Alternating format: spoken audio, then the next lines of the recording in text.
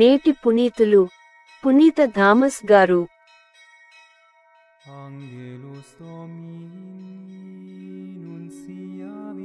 అతనిని నీచమైన చావునకు గురిచేయుదము. ఆదివారం, సెప్టెంబర్ 22, 2024.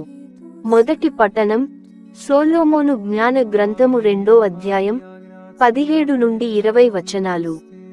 అతని పలుకులు యథార్థమేనేమో పరిశీలింతము, అతని మరణము ఏ తీరున ఉండునో చూతము. నీతిమంతుడు దేవుని కుమారుడిని దేవుడతని కొప్పు తీసుకొనును, శత్రువుల బారి నుండి అతనిని కాపాడును. కనుక అతనిని క్రూరముగా హింసించే పరీక్షకు గురిచేయుదము. అతని శాంతభావము ఏపాటిదో, సహన భావము ఎంత గొప్పదో పరీక్షించి చూతము. అతనిని నీచమైన చావునకు గురిచేయుదము. దేవుడే తన్ను రక్షించునని అతడు చెప్పుకొనుచున్నాడు కదా. ఇది ప్రభువు వాక్కు.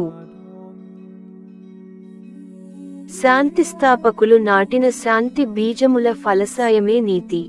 రెండవ పఠనం పునీత యాకోబు వ్రాసిన లేఖ 3వ అధ్యాయం 16 నుండి 18 మరియు 4వ అధ్యాయం 1 నుండి 3 వచనాలు.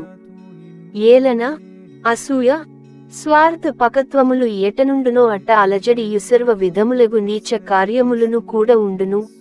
కాని దివ్యమగు వివేకము స్వచ్ఛమైనది, అంతేకాక అది శాంతిప్రదమైనది, మృదువైనది, స్నేహపూరితమైనది. అది కనికరముతో నిండియుండి సత్కార్యప్రదమగును.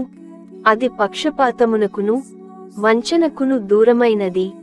శాంతిస్థాపకులు నాటిన శాంతి బీజముల ఫలసాయమే నీతి.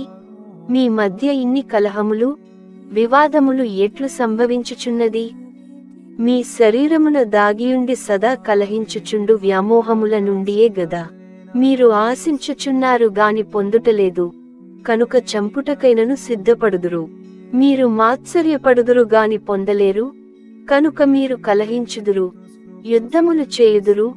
మీకేమి కావలయునో వాని కొరకై దేవుని ఆర్దింపకపోవుట చేతనే మీకు కావలసిన వానిని మీరు పొందలేకున్నారు. మీవి దురుద్దేశముల గుట చేతనే మీరు ఆర్దించినవి మీకు లభింపకున్నది. మీ భోగానుభవమునకై మీరు వానిని కోరుదురు గదా. ఇది ప్రభువు వాక్కు.